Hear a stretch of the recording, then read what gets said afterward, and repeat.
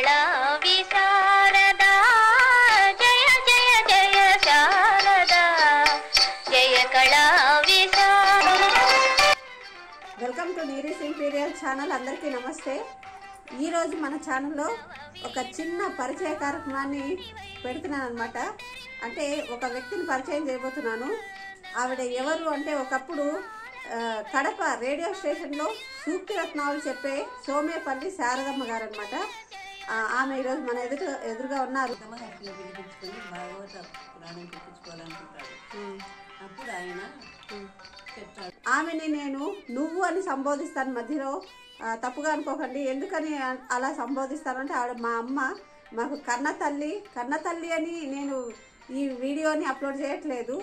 ఆవిడలో ఇంకా మరికొన్ని టాలెంట్స్ ఉన్నాయి. ఆవిడ స్వతహాగా ఒక క్వాలిఫైడ్ చైద్యుడు నీ పదాంబుదధ్యాయునైన నన్ను ఒడిగా కొనిపోయేతనంచున్నవాడు అయ్యదమాదముడెరుంగడు అద్భుతమైన భవత్ప్రతాపము.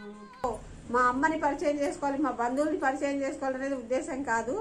ఓకే, ఆ విధంగా చాలా టాలెంటెడ్ పర్సనాలిటీస్ ఉన్నారు. ఇంకా ఒక్కొక్కరిని అప్పుడప్పుడు నేను పరిచయం చేస్తుంటాను. అందులో ముందుగా ఈమెను పరిచయం చేస్తున్నాను. ఆవిడ ఏంటి, ఆవిడ ప్రత్యేకతలు ఏంటి అనేది ఈరోజు తెలుసుకుందాం. మీకు కూడా తెలుస్తుంది. ఓకే, వెల్కమ్ టు అమ్మ. ఓకే, నమస్తే అమ్మా. ఓకేనా? సరే, ఆవిడని ఇంటర్వ్యూతో మొదలు పెడదాం. ముందుగా నేను ఇప్పుడు మీకు పరిచయం చేసినట్టుగా సూక్తి రత్నావళి సోమేపల్లి శారదమ్మ గారు అన్నాను కదా, దాంతోనే మొదలు పెడదాము. సూక్తి రత్నావళితోనే. అమ్మా, నీకు సూక్తి రత్నావళి కార్యక్రమము ఎలా అవకాశం వచ్చింది? శ్రోతలకు నమస్తే అండి. మరి మా అమ్మాయి రేడియో స్టేషన్లో జాబ్ చేసేది, పార్ట్ టైం జాబ్. ఓకే. ఆ అమ్మాయి కొన్ని విషయాల్లో అమ్మ నువ్వు ఒకసారి వస్తావా రేడియో స్టేషన్ చూసి వస్తూ అని చెప్పి పిలుచుకోపోయింది. సరే, నేను పోయినాను అక్కడికి. పోయిన తర్వాత అమ్మ నువ్వు ఏదైనా చెప్పేటంటే చెప్పమ్మా, చూస్తాము, టెస్టింగ్ చేస్తారు మా యూనియన్ వాళ్ళని. సరే అని కూర్చొని చెప్పినాను. అంటే వాళ్ళకి ఎందుకు అనిపించింది నువ్వు ఏదైనా చెప్పు అని? ఎట్లా అంటే మా అమ్మ కొన్ని విషయాలు చెప్పగలదు, అంటే సందర్భం వచ్చింది సందర్భం కాబట్టి అని వాళ్ళతో చెప్పింది. చెప్తే వాళ్ళు సరే చూస్తాం, ఇంటర్వ్యూ చేస్తాం ఏంటి అని వాళ్ళు నాకు కొంచెం అవకాశం ఇచ్చినారు. ఇచ్చినప్పుడు నేను కొన్ని విషయాలు చెప్పినాను. చెప్పినప్పుడు వాళ్ళంతా టెస్ట్ చేసుకొని అదంతా చూసుకొని వాళ్ళు చెప్పిన టైమింగ్, నేను చెప్పిన మాటలు అన్ని చూసుకున్నారు. సరేలేండి, ఇవన్నీ చూసి తర్వాత నేను చెప్తానని అన్నారు. ఆయన సూపర్వైజర్ గారు ఉంటారు అక్కడ, సూపరింటెండెంట్, ఆయన చెప్పినారు. సరేలేండి, నేను తర్వాత ఇంటికి వచ్చేసినాను. తర్వాత మా అమ్మాయితో మీ అమ్మగారిని పిలుచుకొని రండి ఒకసారి, ఏదన్నా కొన్ని విషయాలు ఇంటర్వ్యూ చేయిస్తాము, ఆమె చెప్పగలరు, మళ్ళీ చేస్తాము, మాకు నచ్చిన ఆమె చెప్పిన విషయాలు అని నన్ను సెలెక్ట్ చేసుకున్నారు. అంటే ఫస్ట్ డైరెక్ట్ గా తీసుకోలేదు, కొన్ని టెస్ట్లు చేస్తున్నారు. చూడడానికని పోయినాను, అమ్మాయి చేస్తుంది కాబట్టి చూడ్డానికని పోయినాను అక్కడ. ఆ తర్వాత మా అమ్మాయి పరిచయం వాళ్ళకి, అంటే వాళ్ళు టెస్ట్ చేసినారు ఎలా ఉంటుంది ఏమి, ఆ టోను, చెప్పవలసిన విషయాలు అవన్నీ చూసుకున్నారు. తర్వాత వాళ్ళే నాకు లెటర్ పంపించినారు. మాది పల్లెటూరు అయినా కూడా పోస్ట్ ద్వారా నాకు కాల్ లెటర్ పంపినారు. అది తీసుకుని వాళ్ళు చెప్పిన టయానికి నేను అక్కడికి అటెండ్ అయినాను. సూక్తులు రేడియోలో చాలా మంది బంధువులు కూడా వినేవాళ్ళు కదా, చాలా మంది ఫోన్లు కూడా చేసేవాళ్ళు అంట కదా, ఇది భలే ఉంది, ఇది ఇలా ఉంది, ఈ రోజు చాలా ఇప్పటికి కూడా అసలు కొంతమంది ఆ విషయం గురించి మాకు చెప్తారా, మేము రికార్డ్ చేసుకుంటామని కూడా అడిగే వాళ్ళు ఉన్నారు కొంతమంది మా బంధువుల్లోనే. మీకు ఈ సూక్తి రత్నాలు చెప్పేవాళ్ళు కదా, వాటిలో చాలా బాగా రెస్పాన్స్ వచ్చిన సూక్తులు ఏమున్నాయంటే బంధువులందరూ అబ్బాయి ఇది చాలా బాగుంది, ఎందుకంటే అన్ని బాగుండేటివి అనుకుంటారు, ఎందుకంటే అందరూ అలా చెప్పేవాళ్ళు, వినేవాళ్ళం మేము. అందులో ఏమైనా గుర్తున్నాయా మీకు, ఏమేమి చెప్పినారు అనేది? చెప్పినాను, ఒక ఆడపిల్లని గురించి చెప్పినాను. దీపం, మనం వెలిగించే దీపం, ఫస్ట్ దీప కార్యక్రమం అంటారు కదా, ఆ దీపం గురించి చెప్పినాను. ఏం చెప్పినారు దీపం గురించి? దీపం గుర్తుందా? కొన్ని గుర్తుంటాయి, అన్ని రికార్డ్ డైరీలో రాసి పెట్టుకున్నాను. ఇంటి దగ్గర అయితే అన్ని చూసి చెప్పగలను. కానీ ఇప్పుడు దాని గురించి ఏమంటే, ఫస్ట్ మనము ఏదైనా దీపం వెలిగిస్తాము, దీపం జ్యోతి అని చెప్పి ఏదైనా కార్యక్రమం చేసే శుభకార్యం చేసే ముందు దీపం వెలిగిస్తాం. కొత్త కోడలు ఇంటికి వచ్చినా కూడా ఫస్ట్ ఆమెతో దీపం వెలిగిస్తాం. దీపం వెలిగిస్తామా, దీపం జ్యోతి అని మన పెద్దవాళ్ళు చెప్తుంటారు కదా, అది పరబ్రహ్మ స్వరూపమని, చీకట్లను పారదోలుతుందని, మనలోని కొన్ని విషయాలు కూడా దీపం వెలిగిస్తే చాలా మంచి. చిమ్మ చీకట్లో చిరుదీపం వెలిగినా కూడా వెళ్తురు అంటారు కదా, ఆ విధంగా కొన్ని విషయాలు చెప్పినాను. అయినా మనకే గాక ఈ ఆడుతుంటారు చూడండి క్రీడా వినోదాలు, వాళ్ళు కూడా ఫస్ట్ ఒలింపిక్స్ జ్యోతి వెలిగించి చేస్తారు. ఇప్పుడు ఏదైనా పెద్ద పెద్ద వాళ్ళు ఏదైనా కార్యక్రమాలు చేసి సమావేశాలైనా కూడా ఫస్ట్ దీపం వెలిగించి, అంటే మన దేశంలోనే కాకుండా ఈ దీపం వెలిగించే కార్యక్రమం ప్రపంచానికే దీపం వెలిగించడం అనేది ఒక శుభ సూచకం అనే ఉద్దేశంతో ఒలింపిక్స్ లో కూడా ఓకే, ఆ విషయాన్ని కూడా చెప్పినాను. సంతోషం, బాగుంది, మంచి విషయాలు చెప్పినారు. ఇంకా ఏంటంటే ఇప్పుడు మీరు సూక్తి రత్నాలు చెప్పేటప్పుడు అవన్నీ విషయాలు మీరు చక్కగా రాసుకొస్తుంటారు కదా, ఆ విషయాలన్నీ మీకు ఎలా స్ఫురిస్తాయి? కొన్ని అనుభవపూర్వకంగా, కొన్ని అంటే మనం మామూలుగా చూస్తుంటాం కదా, కొన్ని సంసారాలు, కొన్ని విషయాలు మనం పోయిన చోట వచ్చిన చోట జరిగిన విషయాలు, కొన్ని గ్రంథాలు కూడా నేను చదివేదాన్ని. ఏదైనా భారతం చదివేదాన్ని, దాంట్లో కూడా కొన్ని కొన్ని విషయాలు తెలుసుకునేదాన్ని. ఇక్కడ నేను ఒక విషయం చెప్పాలండి, మా అమ్మకున్న చాలా కళలు అంటే ఏంటంటే ఆవిడ ఏ ట్రెండ్కి ఆ ట్రెండ్ అన్నీ నేర్చుకునేదన్నమాట. అంటే ఒకప్పుడు బుట్టలు అల్లడము, అంటే ఈ ఆర్ట్స్ అండ్ క్రాఫ్ట్స్ ఉన్నాయి కదా, ఎప్పటికప్పుడు నేర్చుకునేదన్నమాట. అవన్నీ నేర్చుకొని తను ఇంప్లిమెంట్ చేసి బుట్టలు లాంటివి అల్లడము, తను మాత్రమే చేయడం కాకుండా మా ఊళ్ళో చాలామంది వచ్చేవాళ్ళు, అమ్మ నాకు ఇవి నేర్పించండి, ఇవి చెప్పించండి అంటే అందరికీ నేర్పించేదన్నమాట. నాకైతే అనిపించేది ఆవిడని అంతగా ఎంకరేజ్ చేయలేదేమో, ఎంకరేజ్ చేస్తుంటే ఒక మంచి ఫ్యాషన్ డిజైనింగ్ లాంటి ఒక ఆర్ట్స్ ఒక ఆర్గనైజేషన్ నడిపేదేమో అని చెప్పి నాకు అనిపిస్తుంది. ఒక ఇన్స్టిట్యూషన్ నడిపిండొచ్చు ఆవిడ, అంత కళ ఉంది ఆవిడలో. చూసేదాన్ని నేను, అవేవో నాకు ఇప్పుడు పేర్లు కూడా గుర్తులేవు నాకైతే నిజంగా చెప్పాలంటే. క్రోషియా వైరట, ఉల్లన్ తోటి ఇవి అన్నీ వస్తాయి కదా, అవి తర్వాత ఏవో దబ్బ వైర్లు వస్తుండే, వాటితో రకరకాల బుట్టలు అల్లేది. ఓన్లీ అల్లడమే మాత్రమే కాకుండా ఎవరికి నచ్చిన డిజైన్ వాళ్ళకి వేయించేదనమాట. అంటే పక్షులు రావడం కానీ, లేదంటే వాళ్ళ పేరు రావాలన్నా కూడా అక్షరాలు కానీ ఇవన్నీ వేసేది. నేను చక్కగా చూసినాను. వాళ్ళకి డిజైన్ వేయించి ఒకవేళ వాళ్ళకి నేర్చుకోవాలనుకుంటే వాళ్ళకి కూడా ఎలా వేయాలని నేర్పించి చాలామందికి ఇన్స్పిరేషన్ ఇచ్చినారనమాట. ఊర్లో నేర్చుకున్నారు కూడా. నాకు అనిపిస్తుంది అవన్నీ మాకు అవ్వలేదు, కానీ ఒక్క కళ అబ్బింది ఏంటి అంటే పుస్తకాలు చదవడం. అదొక్కటి నేను కూడా చదవగలుగుతాను. ఇంకా అది మా అందరికి వచ్చింది అనుకోండి. మిగిలిన కళల్లో ఈవెన్ పాటలు కూడా పాడగలరు. అవును, పాటలు పాడతారన్నారు కదా, బాగా పాడేవాళ్ళు. అన్నిట్లో చాలా సార్లు నేను విన్నాను. మీకు పాటలు పాడడానికి ఎవరైనా ఇన్స్పిరేషన్ ఉన్నారా? అంటే ఎలా సంగీతం ఏమైనా నేర్చుకున్నారా? లేదు, మా మేనమామ గారు హరికథ చెప్పేవాళ్ళు. ఓకే. వాళ్ళు ఎప్పుడన్నా వాళ్ళ ఇంటికి పోయినప్పుడు హార్మోనియంలో సరిగమలు కొన్ని చెప్పించేవాళ్ళు నాకు. ఓకే. ఆ విధంగా కొంచెం ఏదో కొంచెం అది కూడా నాకు అభివృద్ధి కాలేదు సంగీతం విషయంలో. ఎందుకంటే తర్వాత నాకు అవసరం లేదు కాబట్టి దాని గురించి. ఎందుకంటే ఈ కుట్లు అల్లికలు మా అమ్మ కొంచెం ఏదైనా చూస్తే శారదా ఇద్దర్లను తెచ్చిచ్చేది. కావాల్సిన వస్తువులు కూడా నాకు, ఎందుకంటే ఆమె చాలా అమాయకురాలు. అయినా ఇట్లా వాటిపైన ఎందుకు ఆమెకు అభిలాష ఎక్కువ. నాకు అది కొంచెం మీ అమ్మ చెప్పడం వల్ల అది మీకు వచ్చింది.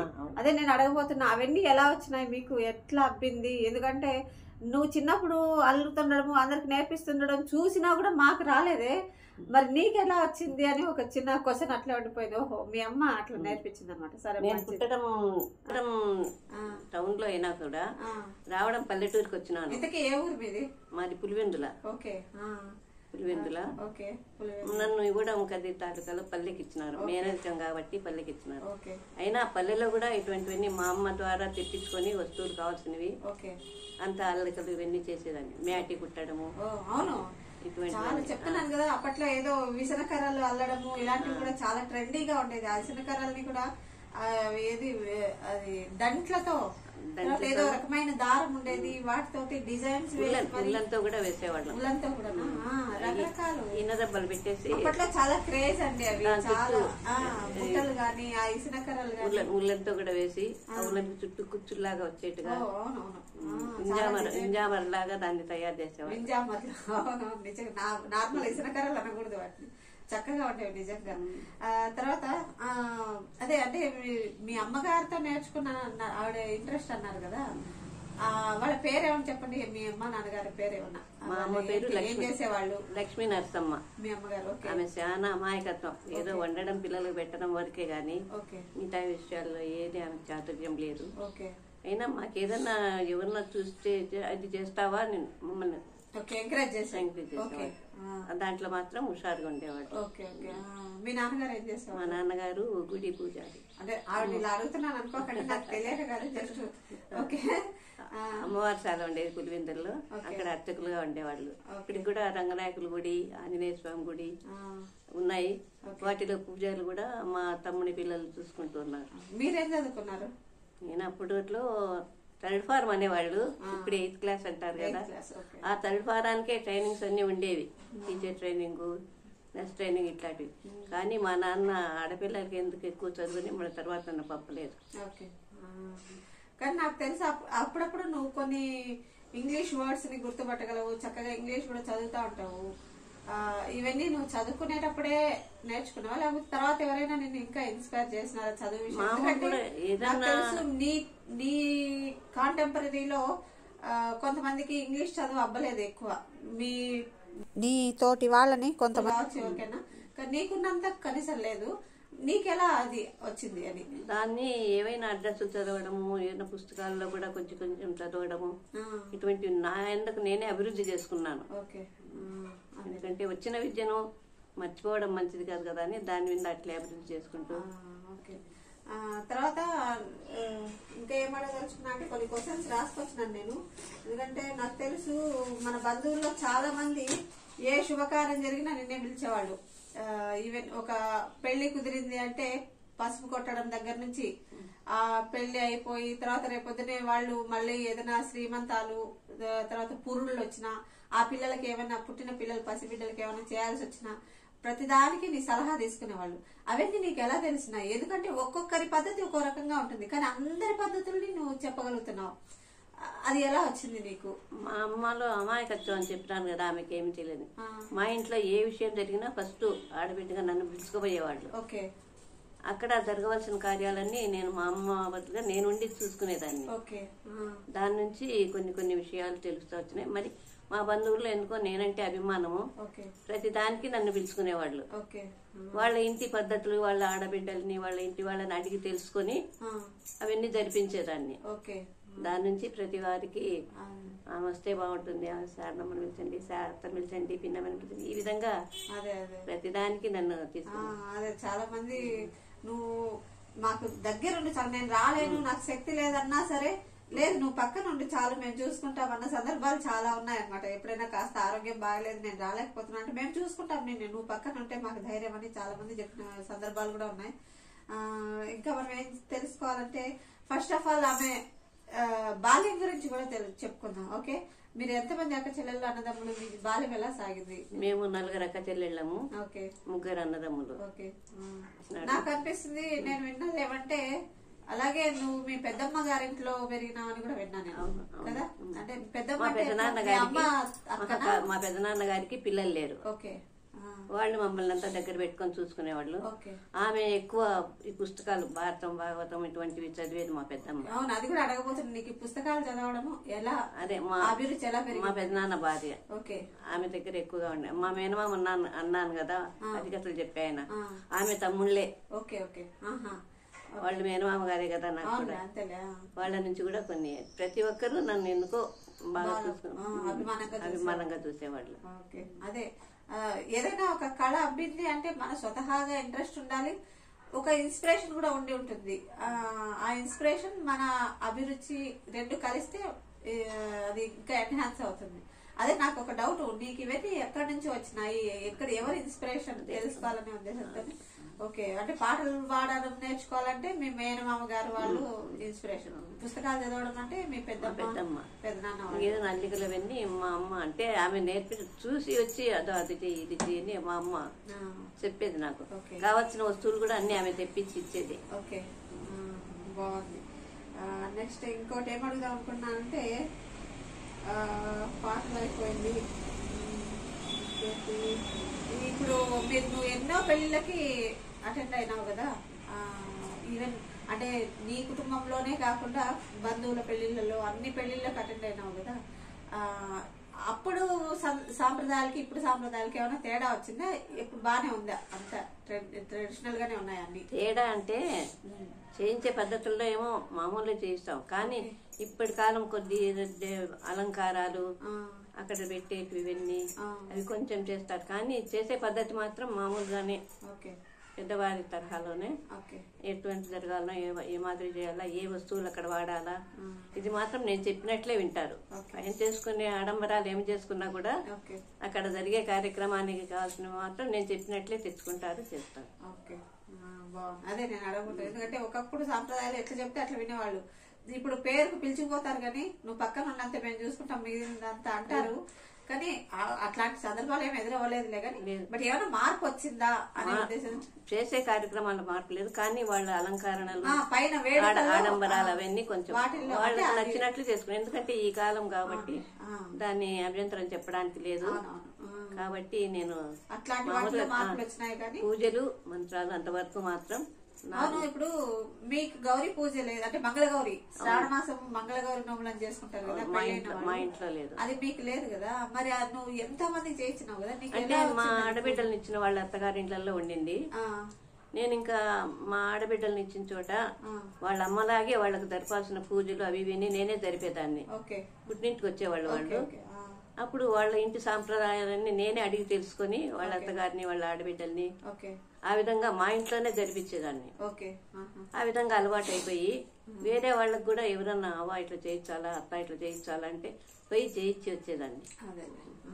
ఎందుకంటే చాలా విషయాలు తెలుసు కదా, ఒకటి కాదు రెండు కాదు అన్ని విషయాలు తెలుసు. ఒక సంపూర్ణ గృహిణి అంటే ఎలా అనేది నేను ప్రతి వారికి చెప్పేది, ఆడవాళ్ళకు కూడా మన సాంప్రదాయం మనం ఉండాలా, కానీ ఓపిక అనేది ఉండాలి ఎక్కువ.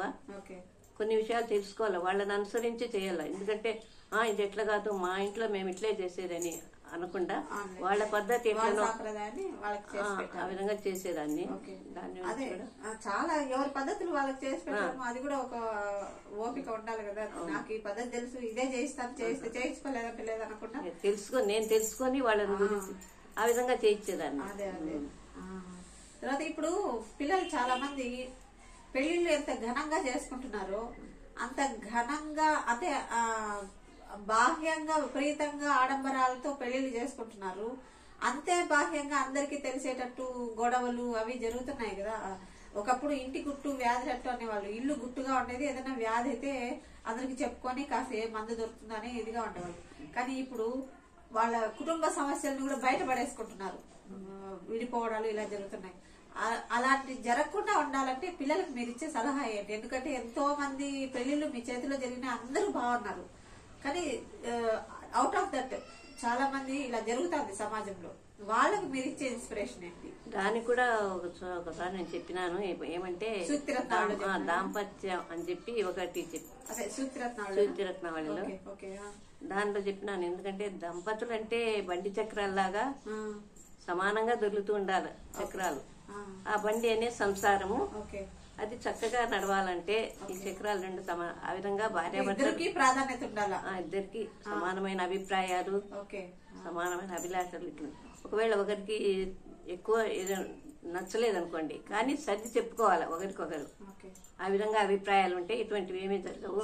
అది కూడా పెద్దవాళ్ళు, వాళ్ళ అమ్మ నాన్నలు అత్త మామలు ఉంటారు కదా ఇంట్లో, వాళ్ళు చెప్పాలి పిల్లలకి ఇది మంచిది కాదు, ఇట్లుండాలి అట్లుండాలి. ఎందుకంటే వీళ్ళ అనుభవంలో జరిగింటాయి కొన్ని, ఆ అనుభవాన్ని బట్టి పిల్లలకు కూడా చెప్పాలి. జాగ్రత్తలు చెప్పి వాళ్ళని సర్దుబాటు చేయాలి.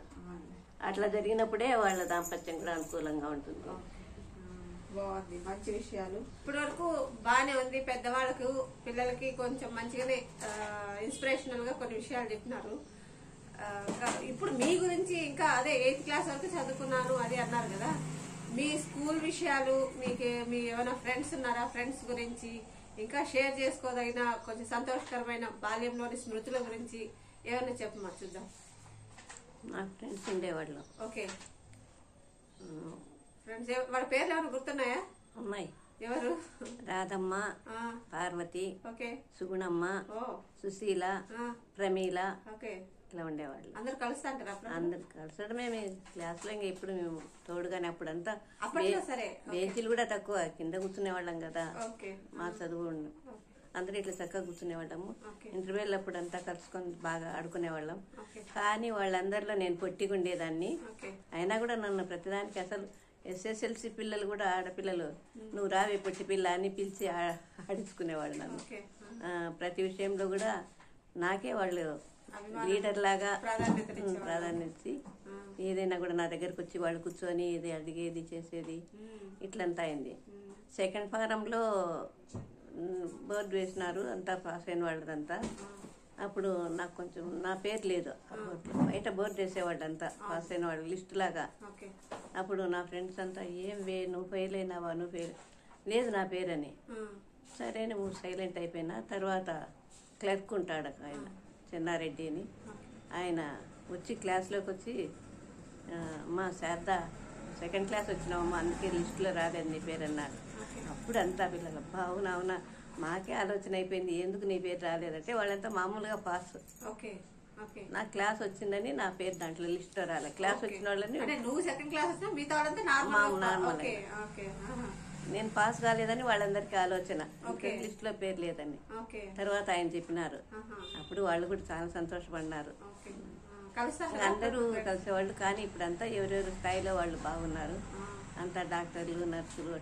ఎందుకంటే అప్పుడు 8th క్లాస్కే అన్నీ ఉన్నాయి కాబట్టి వాళ్ళంతా ఇంప్రూవ్ అయినా. కానీ మా నాన్న నన్ను పంపించలేదు కాబట్టి నేను మామూలుగా మరి అట్లా ఏమన్నా నీకు లోటుగా అనిపిస్తుంది, అయ్యో నేను ఇంత హై పొజిషన్ లో ఉంటే బాగుంటేదాన్ని కదా అంటే నేను కొన్ని, ఎందుకంటే భగవంతుడు ఎంత పెడితే అంత ఉంటుంది కదా అనేది కొంచెం నాకు మనసులో బాగుంది. అదే కొంత అనిపిస్తుంది ఎప్పుడు నేను వాళ్ళ లెవెల్లో. అసలు లిజిమ్ క్లాస్ అని నేర్పించేవాళ్ళు మాకు డ్రిల్ క్లాస్ లో. మా అమ్మ 2 జడలేసి టైన్ పూర్లు పెట్టి పంపింది నాకు. అప్పుడు ఇబ్బందులు, మా అమ్మ చాలా అమాయకత్వం అన్నా కదా, ఆ టైన్ పూర్లు పెట్టుకొని అంతా సెట్ లో కూర్చొని ఫోటో దిగినా నేను. ఆ ఫోటో చూసి నవ్వుకునే తర్వాత పిల్లలంతా ఎందుమో ఇట్లా టైన్ పూర్లు పెట్టుకొని. అంటే మా అమ్మ అంత తెలిసింది కాదు, అంటే ఆర్థికంగా బలహీనంగా ఉన్నా కూడా ఆమెకి ఇట్లా ఉండాలి కదా ఇట్లా అనేది. అందరిలోకి ఇంట్లో వస్తువులు కూడా ఏమన్నా వచ్చిన వాళ్ళు ఏం నచ్చుతామా ఇట్లా పెట్టుకున్నాం అన్ని సర్దినట్టు సర్దిచ్చి వాళ్ళకి అవసరమైన వస్తువులు తీసుకుపోయేవాళ్ళు. అట్లా చాలా అమాయకత్వం. అయినా నాకెందుకో భగవంతుడు కొంచెం హుషారే ఇచ్చినాడు. అంటే మా అమ్మమ్మ మంచి తెలివైంది మళ్ళా. ఆమె అసలు ఏదైనా స్వీట్ చేయడము, వంటలు చేయడము అవి కూడా కొన్ని మా అమ్మమ్మ నుంచి కూడా కొన్ని అబ్బినాయి నాకు. ఆమె పేరేమి? సూరమ్మ. తర్వాత ఇంకా ఏమన్నా స్వీట్ మెమరీస్ ఇంకా ఏమున్నాయి మీ చిన్నప్పటివి? ఇప్పుడు ఫ్రెండ్స్ అందరూ కలిసినప్పుడు ఎప్పుడైనా కలుస్తాను కదా, అంటే పెద్ద అయిపోయి ఎవరికి వాళ్ళు వయసు అయిపోయింది అనుకోండి.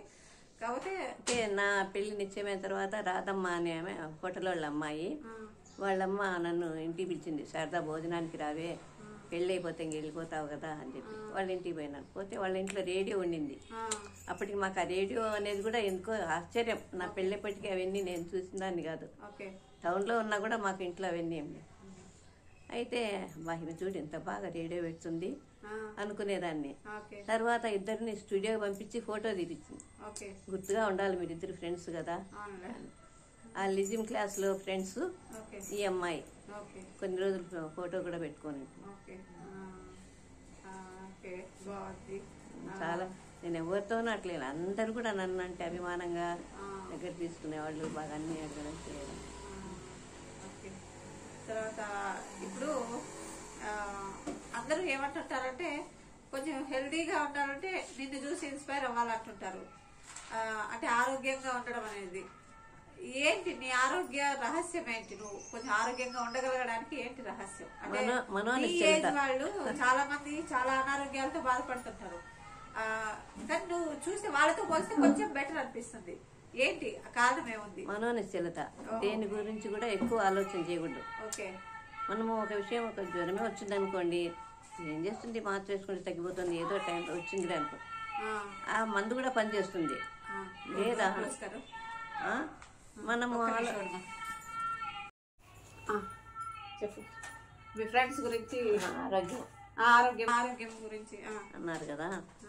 అదే మనోనిశ్చలత ఉంటే నేను కూడా ఇప్పుడు మనం ఏదైనా వ్యాధి వచ్చింది కొంచెం గట్టిగా ఆలోచన చేసుకుంటూ ఉంటే ఆ వ్యాధి మందులు కూడా పట్టవన్నమాట. ఓకే.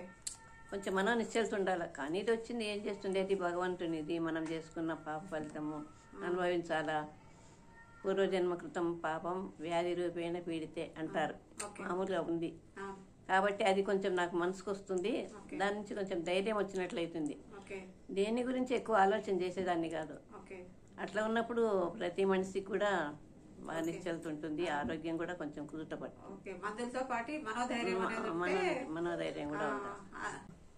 అదే ఇంకా ఆరోగ్య రహస్యాలు ఏంటి? ఇంకా ఆరోగ్య రహస్యం అంటే మనం ఏదైనా దానిపైన ధ్యాస పెట్టుకొని కూడా మనం టైం పాస్ చేస్తుంటే అదే వ్యాపకం అనేది ఉండాలి. వ్యాపకం అంటే మరి దానిపైనే ఒక పుస్తకం తీసుకుంటాము, చదువుతుంటాము.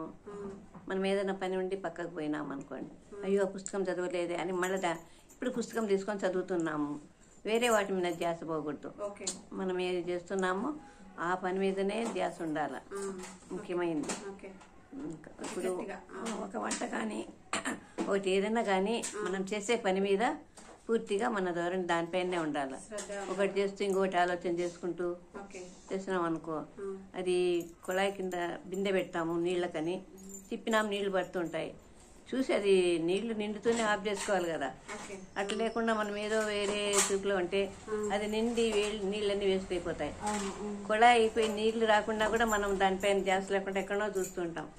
అటువంటి లేకుండా మనం ఏ పని చేస్తున్నామో ఆ పనిని పూర్తి చేసుకొని వేరే పనికి ఆలోచన చేయాలి, దాని మీద శ్రద్ధ పెట్టాలి, శ్రద్ధ ఉండాలి. అట్లా ముఖ్యమైన పని మీదే ధ్యాస ఉండాలి. అంటే దాన్ని ఇప్పుడు ఏదో యోగా ధ్యానం అంటుంటారు కదా, బహుశా అదేనేమో అనిపిస్తుంది. దాన్ని కూడా ఒక మనస్సుతోనే చేయాలంటారు. ధ్యానం కూడా, ధ్యానం అంటే మనస్సు నిశ్చలంగా ఉండి చేసే ధ్యానమే ధ్యానం. ఓకే, బాగుంది. ఇంకా పిల్లలకి ఏమైనా ఇన్స్పిరేషన్? ఇప్పుడు అమ్మాయిలు విషయంకి వస్తే అబ్బాయిలు అమ్మాయిలు అందరూ కూడా వాళ్ళ మైండ్ సెట్ మారిపోయింది. ఫస్ట్ అమ్మాయిల గురించి చెప్పుకుంటే, ఈ కాలంలో అమ్మాయిలు చాలా మంది ఇంట్లో వంట వండడానికి ఇష్టపడట్లేదు. ఒకవేళ వండినా ఒకరికి లేదా తనకి లేదా ఇంకా తన దగ్గర ఉన్న ఎవరో ఒకరికి ఇద్దరికి చెప్తే ఓ నలుగురు వచ్చినారంటే వండడానికి ఇంట్రెస్ట్ చూపట్లేదు, భయపడుతున్నారు. అలాంటి వాళ్ళు ఈ ట్రెండ్ ఇలాగే కొనసాగితే భవిష్యత్తులో ఏర్పడే పరిణామాలు ఎలా ఉంటాయి? ఎందుకంటే ఓ 10 మంది వచ్చారంటే క్యాటరింగ్లకు అలా వెళ్ళిపోతున్నారు, కానీ సొంతంగా కష్టపడి వండి నలుగురు వచ్చినా రాకపోయినా తన కోసమైనా, ఈవెన్ ఒక్కరి కోసమైనా కూడా ఆర్డర్లు పెట్టేసుకునే పరిస్థితులు ఏర్పడుతున్నాయి. అలాంటి వాళ్ళకి అమ్మాయిలకి భవిష్యత్తులో, ఎందుకంటే అమ్మాయి అంటే ఇంకో జన్మనివ్వడానికి సిద్ధంగా ఉండి ఉంటుంది కాబట్టి రాబోయే తరాలకి ఆ అమ్మాయిలు ఎలా ఉంటే రాబోయే తరాలని చక్కగా చూసుకోగలరు, వాళ్ళ గురించి ఏమైనా చెప్పగలరా? వాళ్ళు ముందు కాలంలో ఇంట్లో పిల్లలు ఎక్కువగా ఉంటా ఉండేవాళ్ళు. ఇంట్లోనే అమ్మ నాన్న వండి పెట్టి అది చూసి అన్ని గమనించేవాళ్ళు. ఇప్పుడు అట్లా లేదు కదా. అసలు పుట్టినప్పటి నుంచి 3 ఏళ్ళు అయినప్పటి నుంచి వాళ్ళను కాన్వెంట్ అట్లా ఇట్లా ఇంట్లో ఉండడంలో పెద్దవాళ్ళు ఏం చేస్తున్నారు ఎట్లున్నారు అనేది గమనించే అంత ఇది లేదు పిల్లలకి. అట్లాంటప్పుడు వాళ్ళకి అప్పుడప్పుడు మనం సెలవుల్లో అట్లా ఇంటికి వస్తారు కదా, వచ్చినప్పుడైనా పెద్దవాళ్ళ ఇంట్లో ఇట్లా అని వాళ్ళతో చేయించడము, వాళ్ళకి ఏదైనా చెప్పడము, అందరిని కలిపి కూర్చోబెట్టి చెప్పడము, ఇట్లాంటివన్నీ చేస్తూ ఉండాలి.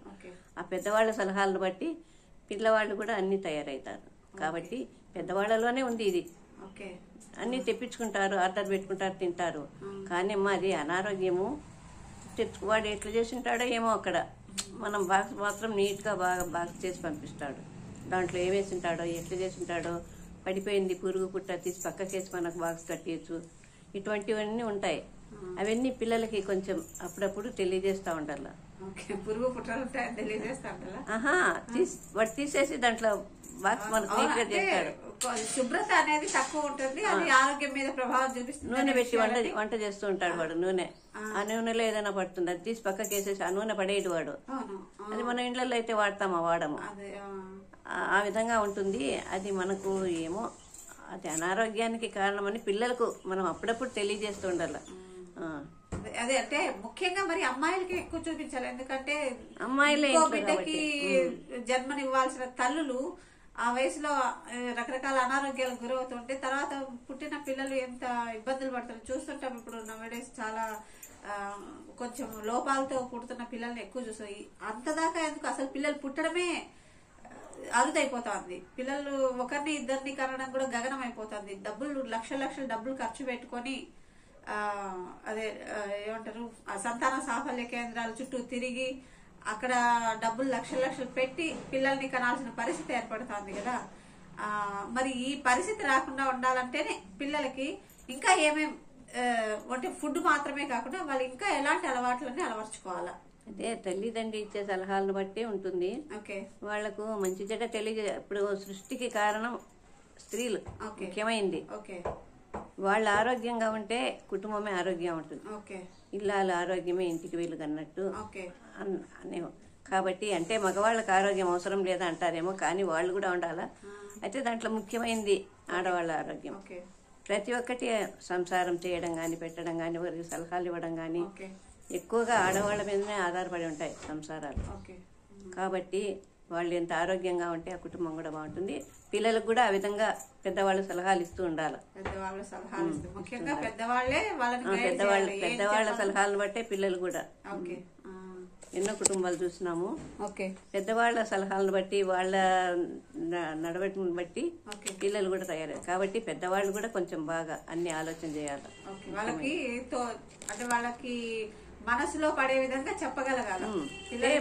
మనం మామూలుగా ఇంట్లో చేసే పద్ధతులను బట్టి మనం మాట్లాడే మాటలు బట్టి వాళ్ళకు కూడా తెలుస్తూ ఉంటుంది. సెలవు ఉందని చెప్పి వాళ్ళని ఎట్లా అంటే అట్లా అక్కడికి పోయి రాపని ఇక్కడ పంపించేయచ్చు, కానీ మనం డబ్బు ఖర్చు పెట్టుకుంటాం. కానీ వాళ్ళు సరైన పద్ధతిలో వచ్చేదిగా చూసుకోవాలి. వీలున్నప్పుడల్లా పెద్దవాళ్ళు కూర్చోబెట్టుకొని వాళ్ళకి అన్ని విషయాలు చెప్పాలి. సాంప్రదాయాలు చెప్పాలి, ఆరోగ్యాలు చెప్పాలి, భవిష్యత్తులో ఎలా ఉండాలి అవి చెప్పాలి. మన ఇంటికి వచ్చినప్పుడు తెలియదు, వాళ్ళ దగ్గరికి మనం పోయినప్పుడు కూడా తెలియజేయాలి. ఇప్పుడు నాకు తెలిసి నువ్వు ఎంతో మందికి దాదాపు 3 తరాల వాళ్ళకి పెళ్లిళ్ళు, తర్వాత కాన్పులు, నామకరణాలు అన్ని చేసినావు కదా. అంటే నువ్వు ఒకదానివే చేసినావు అని కాదు, అందరి సహకారంతో చేసినావు అనుకో. అంటే నువ్వు లేకపోతే ఇవన్నీ అంత ఇదిగా జరిగేది కాదనేది నా అభిప్రాయము. నువ్వు మూలస్తంభంలాగా ఉండి జరిపించినావు కదా. అప్పట్లో కరెంటు లాంటివి ఇలాంటివి ఏం లేవు, మీ తరంలో లేవు. ఇప్పుడు చాలా సౌకర్యాలు వచ్చేసినాయి కదా. నీకు అప్పటికి ఇప్పటికి ఏమన్నా సుఖంలో ఏమన్నా తేడా అనిపిస్తుంది? అప్పుడు సుఖంగా ఉండేవాళ్ళ, ఇప్పుడు సుఖంగా ఉన్నారా? అంటే అప్పుడు కష్టం అనిపించేది కాదు. ఎంత చేసుకున్నా రుబ్బుని దంచుకుని నూరుకుని అన్ని చేసి వంటలు చేసినా కూడా ఎందుకు అప్పుడు అనిపించేది కాదు. ఎందుకు అప్పుడు కొంచెం ఆరోగ్యంగా అనిపించేది. అలత అనేది ఉండడంలే ఆడవాళ్ళకి, అలసట ఉండడంలే. ఎంత చేసినా కూడా అదేందో ఉత్సాహంగా ఉండేవాళ్ళు. కానీ ఇప్పుడు కొంచెం చిన్న పని, కుక్కర్లు, గ్రైండర్లు, మిక్సీలు ఇన్ని ఉన్నా కూడా అసలు కూర్చోరు లేరు, అది కూడా లేదు కదా. అయినా ఎందుకో వాళ్ళకు వ్యాపకం, మనసులో వ్యాపకం. కాబట్టి అప్పుడు అలత అనిపించేది కాదు. కానీ ఇప్పుడు ఎన్ని చేసినా కూడా ఎందుకో తొందరగా అలసిపోతున్నారు ఆడవాళ్ళు. అది ఏం కారణం అంటే అప్పుడే సుఖంగా ఉన్నారు అనిపిస్తుందా? అప్పుడే అంటే ఈ మిషన్లు అవి ఇవి లేనప్పుడే సుఖంగా ఉన్నారు అనిపిస్తుంది. మనసుకు ఆలోచన లేకుండా అయింది. ఇప్పుడు ఆలోచనలు ఎక్కువ చేస్తున్నారు. దాని గురించి ఆలోచన, దీని గురించి ఆలోచన. ఒక అర్ధగంట టైం ఉందనుకోండి, ఎక్కడో షికారు పోతారు, రెస్టారెంట్ పోతారు, లేదా మ్యాట్నీ పోవడం. ఇట్లాంటివి మధ్యాహ్నం వేస్తారు అట్లా, ఇట్లాంటివన్నీ టైం పాస్ చేస్తారు. అప్పుడు ఆ కాలంలో అవన్నీ లేవు కదా. ఏదైనా చదువుకోవడము, ఏదైనా మంచి మాట్లాడి ఇంట్లో కావాల్సిన వస్తువులు చదువుకోవడము, ఇటువంటివి చేసేవాళ్ళు. అయినా వాళ్ళకి అలత అనిపించేది కాదు. ఇప్పుడు కొంచెం సేపు ఖాళీగా ఉంటే వాళ్ళకి ఏదో ఆలోచనలు, ఎట్లా పొద్దు గడవాలా అనే ఆలోచన వస్తుంది. కాబట్టి అప్పుడు అది లేదు. కాబట్టి మానసికంగా దుర్బలత్వం ఉండడం వల్ల ఇవన్నీ కష్టంగా అనిపిస్తాయి. అప్పుడు మానసికంగా బాగా బలంగా ఉండేవారు కాబట్టి ఆ జీవనం అంతా సుఖంగానే అనిపించేది. అంతే కదా. అంతే, కష్టం అనిపించేది కాదు ఆ కాలంలో. ఇప్పుడు ఇన్ని సుఖాలు ఉన్నా కూడా ఏదో ఇది అబ్బా ఇప్పుడు చేయాలబ్బా అనేది తొందర. ఇంకా నీ బాల్యంలో, నీకు బాల్యంలో గానీ లేదంటే పెళ్ళైన తర్వాత గానీ, తర్వాత వయసు అయిన తర్వాత గానీ నీకు సంతోషంగా అనిపించిన సందర్భాలు ఏమైనా ఉన్నాయో? బాగా చక్కగా నాకు చిన్నప్పుడు విషయాలు కావచ్చు లేదా మళ్ళీ కావచ్చు, ఏవైనా సంతోషకరమైన సందర్భాలని గుర్తు చేసుకొని చెప్తే ఏం చెప్తారు? ఏది సంతోషం అనేది నాకు ప్రతి విషయం అట్లా సంతోషం కాదు, ఇట్లా ఇది కాదు. ఎందుకో సమానత్వం అనేది ఉండేది నాకు. ఎందుకో బాధ అనేది కానీ ఎక్కువ సంతోషం అనేది కానీ ఇట్లా రెండు గానీ నాకు ఇది ఏ విషయంలోనూ జరగలేదు.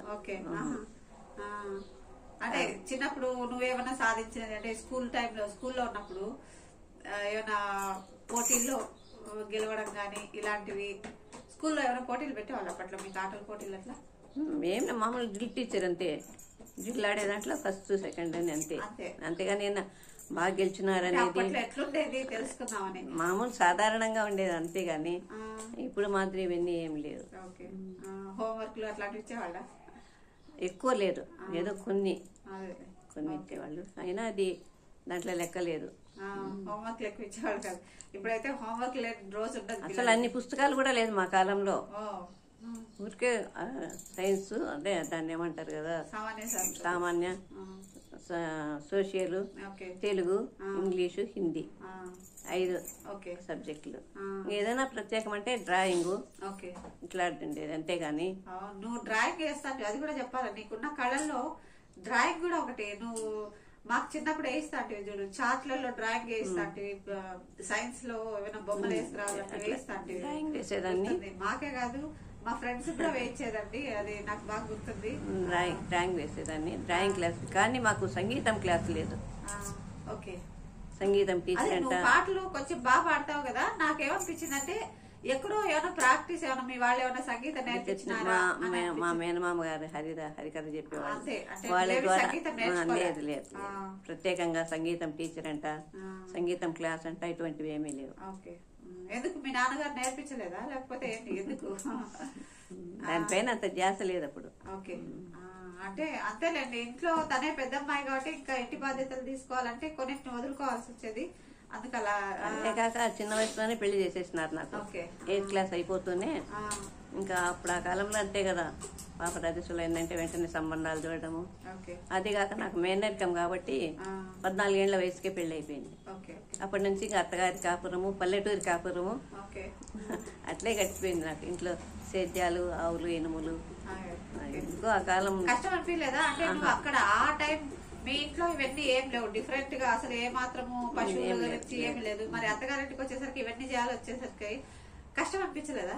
అంటే ఇంట్లో పని వాళ్ళు ఉండేవాళ్ళు కదా, బయట పనికి, పాలు తీయడానికి అట్లా ఉండేవాళ్ళు, బాగా పనులు చేయించేవాళ్ళు. వాళ్ళు కూడా నన్ను బాగా అభిమానంగా, తోడికోడలు ఉండేది, అక్క చెల్లెళ్ళ మాత్రమే మేము బాగా కాపురం చేసేవాళ్ళం.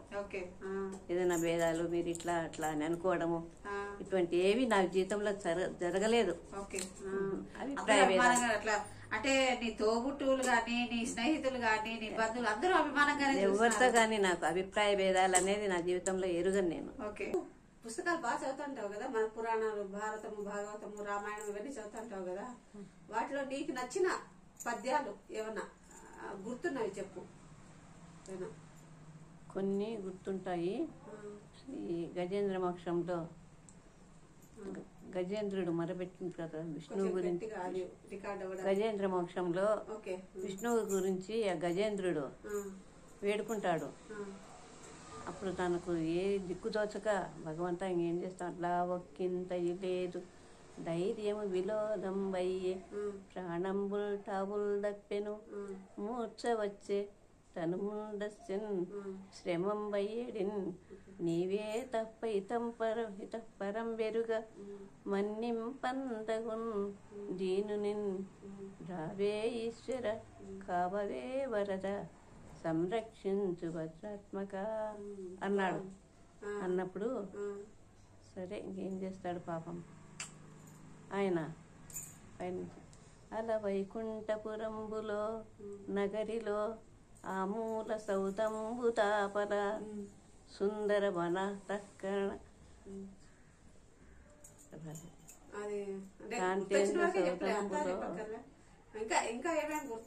విహ్వల నాగేంద్రము పాహి పాహియన కుయ్యాలించి సంరంభి అయి. అప్పుడు ఈయన పెట్టిన మొరలు ఆయనకు వినపడినాయి. అప్పుడు ఆయన ఏం చేసినాడు, ఆ మహావిష్ణువు సిరికింజెప్పడు శంకు చక్రయుగముంచేదోయి సంధింపడు ఏ పరివారంబును చీరడు అభ్రగపతిన్ మన్నింపడు ఆ కన్నికాంతర దమ్మిల్లము చక్కనొత్తడు వివార ప్రోక్త శ్రీ పరిచయ లాంఛనమైన వీడడు గజ ప్రాణావనోత్సాహి ఆయన కాపాడేదానికని ఏది కూడా లెక్క చేసుకోకుండా ఆమె పైట కూడా ఆయన వద్దుంటే దాన్ని కూడా లాక్కుంటా వచ్చేసినాడంట. అట్లా భగవంతుడు రక్షించే టైంలో అట్లా వస్తాడు. అదొకటి. కపిల మహాముని జన్మలో అవును, నేను అడుగుదాం అనుకున్నా. ఒకసారి నేను లైవ్ చేసేటప్పుడు నాకు డౌట్ వచ్చింది. ఎప్పుడో నువ్వు చిన్నప్పుడు నాకు చిన్నప్పుడు నువ్వు ఆ విషయం చెప్పిన గుర్తొచ్చింది, అడుగుదాం అనుకున్నాను. కానీ సరే, ఇప్పుడు అవకాశం వచ్చింది, చెప్పు కపిల మహర్షి గురించి. ఆయన జన్మ కోసమని దేవహూతి భర్తను అడుగుతుంది, ఎట్లా నాకు మంచి జ్ఞానవంతుడైన కుమారుడుగా. అంటే అప్పుడు ఆయన భగవంతున్ హరిన్ చింతజేయుము అతడున్ సాంగత్యం ఉంది నీకకు ఇష్టార్థములెల్లనిచ్చు భగవత్ సేవల పొందరాదే బహు సౌభాగ్యంబులన్ ప్రేయసి అని భార్యకు తెలియజేసినాడు దేవహూతి. అప్పుడు వాళ్ళిద్దరికి జన్మించిన ఆయన కపిల మహర్షి. తర్వాత తల్లికి జ్ఞానబోధ చేస్తాడు ఆయన. కొన్ని కొన్ని ఘట్టాలు ఉంటాయి అక్కడక్కడ. ఇంకా భారతంలో ఏమన్నా కొన్ని పద్యాలు ఏమన్నా అంటే?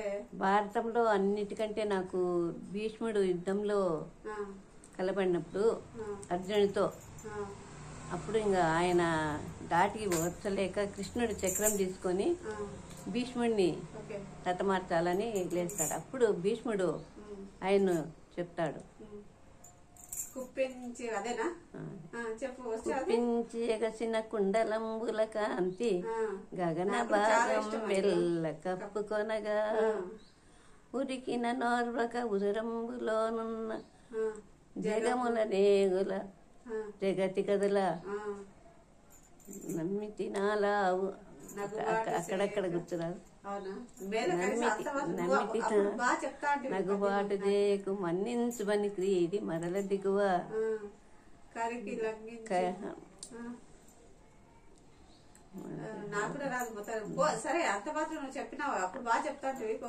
ఆ పద్యం నాకు చాలా ఇష్టము. అది ఎవరినో చెప్పినా బాగా విందామని నేను కూడా చెప్తుండేదాన్ని. ఈ మధ్య ఎందుకు అక్కడ జ్ఞాపక శక్తి రావడం లేదు. నాకు ఆ పద్యం చాలా ఇష్టం నాకు. అది దీంట్లో ఆమె రుక్మిణీదేవి రుక్మిణీ కళ్యాణంలో ఆమె చెప్తుంది చూడండి, ధనుడా భూసురుడేగిన ఒక బ్రాహ్మణ్ణి పంపిస్తుంది, తనకు పెళ్ళైపోతుంది, వచ్చి కృష్ణాను తీసుకున్నట్టుగా. నడువ మార్గశ్రాంతుడై దస్యనో బ్రాహ్మణుడు పోయినాడు. కృష్ణుండి విని తప్పుగా నెంచెనో విచ్చేయునో విచ్చేయుడో ఆర్యా మహాదేవి నన్ను మన్నించునో. అంటే అమ్మవారు నా పైన దయ చూపిస్తుందా, మన్నింపదో, నా భాగ్యం ఎట్లున్నదో, అంటే నా ఇది ఎట్లుందో ఏమో అని చెప్పి ఆ బ్రాహ్మణుడితో చెప్పిస్తుంది. ఇంకా ఇంకేమైనా గుర్తు తొందర లేదు, నిదానంగా గుర్తు చేసుకుని కొంచెం ప్రిపేర్ అవ్వమని అంటే సరిపోయింది. తర్వాత ఇంకా కృష్ణుడికి చెప్తుంది,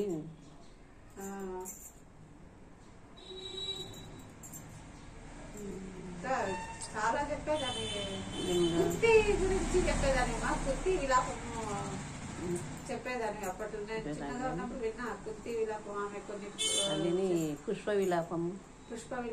ఓకే. నేనొక పూల మొక్క కడ నిలిచి చివాలున కొమ్మ వంచి గోరానెడునంతలో ఇరులన్నీయు జాలిగా నోళ్లు విప్పి మా ప్రాణములు తీతువా ఎంచు బావురమన్నవి కృంగిపోతి నా మానసమున ఏదో తళుకుమన్నది పుష్ప విలాప కావ్యమై. కరుణశ్రీ పద్యాలు. ఇంకా ఏవో పద్యాలు వచ్చు కదా, చెప్పు ఒకసారి. భారతం ఫస్ట్ భాగవతం బిగినింగ్ కూడా అదే అనుకుంటా. దాంట్లో భారతంలో ఈయన హరిశ్చంద్ర మహారాజు. ఆయన ఇంకా శాపగ్రస్తుడై ఇంకా నేను చనిపోతానేమో అనే భయంతో శుక మహర్షిని పిలిపించుకొని భాగవత పురాణం చెప్పించుకోవాలనుకుంటాడు. అప్పుడు ఆయన చెప్తాడు, ఏను మృతుండ నవ్వుదునని ఇంత భయంబు మనంబు లోపలను మానుము సంభవంబు గల మానవ కోటికి సావు నిక్కమవు కాన హరిందలెంపుమిక కల్గదు జన్మము నీకు ధాత్రిపై మానవనాథ పొందెదవు మానవలోక నివాస సౌఖ్యములు అని తెలియజేస్తాడు. ఎందుకంటే నువ్వు ఈ లాస్ట్ గడిలో నీకు మాత్రం చావు తప్పదనేదేమో లేదు, తప్పదు. కాబట్టి నువ్వు ఆ భగవంతుని స్మరణ చేసుకో, నువ్వు మోక్షం చేరుకుంటావు అని తెలియజేస్తాడు. అప్పటి నుంచి మళ్ళా భాగవతం మొదలుపెట్టి చెప్తాడు ఆయన. ఇంకా ఏమైనా పద్యాలు వచ్చా? చెప్పు. ఇంకోటి చెప్పు, పద్యం చెప్పు. ఓకే, అదేది శ్రీయుతమూర్తి అని చెప్తాంటే చెప్పు. శ్రీయుతమూర్తి ఓ పురుష సింహమా సింహము పాలి సొమ్ము గోమాయువు కోరు చందమున మత్తుడు చైద్యుడు నీ పదాంబుధ్యాయినైన నన్ను ఒడితాగొనిపోయతనంచునున్నవాడు అయ్యదమాదముడెరుంగడు అద్భుతమైన భవత్ ప్రతాపము అంటే అని తెలియజేసింది. సింహము చెందే ఆహారము నక్క, గోమాయం అంటే నక్క కోరింది. ఆ విధంగా నీ బారిట పడవలసిన నేను వాడు ఆ మత్తుడు, తెలియని వాడు మూర్ఖుడు నన్ను కావాలంటున్నాడు, నీ యొక్క ప్రతాపం అని వాడికి తెలియదు కదా అన్నట్లు కృష్ణుడికి తెలియజేసింది బ్రాహ్మణుని ద్వారా. Okay, super. Okay, right. ఇంకా వస్తాడో రాడో అని చెప్పి ఇంకా అమ్మవారి దగ్గరికి పోయి అమ్మవారిని ప్రార్థన చేసింది.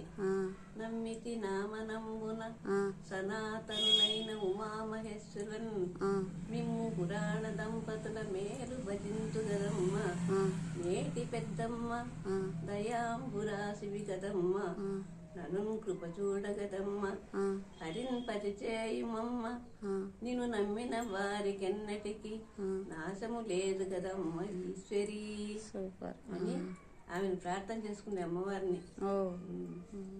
ఇంకేమైనా వచ్చా? ఇంకేమొస్తాయి? సరే, చాలులే. ఇంకా నా ఫోన్లో కూడా మెమరీ కూడా ఎక్కువ లేదు. నీకు మెమరీ ఉన్నట్టే ఉంది, కానీ మర్చిపోతున్నా అని బాగానే చెప్పినావు పద్యాలు. ఓకే, చాలా సంతోషం. గుర్తొచ్చింటే బాగుండేది. ఏది? కుంతిదేవి ప్రార్థన. కుంతి చెప్పు.